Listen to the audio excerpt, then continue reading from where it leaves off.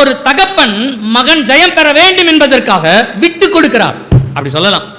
உங்களுக்கு நான் ஆதியாகமத்தில் திருமணங்களிலே நான் சொல்ற ஒரு வசனம் ஞாபகம் இருக்கும்னு நினைக்கிறேன். இது நிமித்தம் புருஷன் தன் தகப்பனையும் தன் தாயையும் விட்டு தன் மனைவியோடே இசைந்திருப்பான். அப்படின்னா என்ன அர்த்தம்? முதலாவது இந்த வார்த்தை யார் சொன்னது? தேவன் சொல்றாரு. என்ன சொல்றாரு? புருஷன் தன் தகப்பனையும் தாயையும் விட்டு தன் மனைவியோடு. அப்படின்னா என்ன அர்த்தம்? தகப்பனையும் தாயையும் விட்டு அப்படின்னு அர்த்தமா? கிடையாது. இப்படி எடுத்துக்குவோம். ஆதாமுக்கு யார் தகப்பன் யார் தாய்? சொல்லுங்க. ஆண்டவர் தான் தகப்பன், ஆண்டவர் தான் தாய், இல்லையா?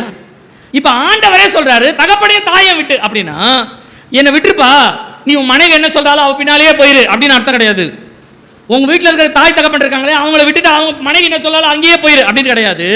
அந்த வசனத்தோட அர்த்தம் என்னன்னா, நீயும் உன் மனைவியும் இசைந்திருக்கும்படியாய், நீங்கள் ஒரு குடும்பமாய் வளர்ந்து எனக்கு நீங்கள் சாட்சியா இருக்கும்படியாய், உங்கள் இருவரையும் தனித்திருக்கும்படியாய் நான் ஒப்பு கொடுக்கிறேன். ஆண்டவர் ஒப்பு கொடுக்கிற விட்டு கொடுக்கிற இடம் தான் அது.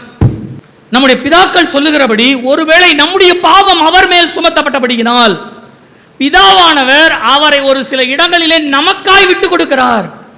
நம்முடைய பாவங்களை அவர் சுமந்து தீர்ப்பதற்காக, இமைப்பொழுதிலே நான் உன்னை கைவிட்டேன், நித்திய கிருபையோடு நான் உனக்கு இறங்குவேன் என்ற வார்த்தையின்படி பிதாவானவர் ஒரு இமைப்பொழுது இயேசு கிறிஸ்துவை நமக்காக விட்டு கொடுத்தார்.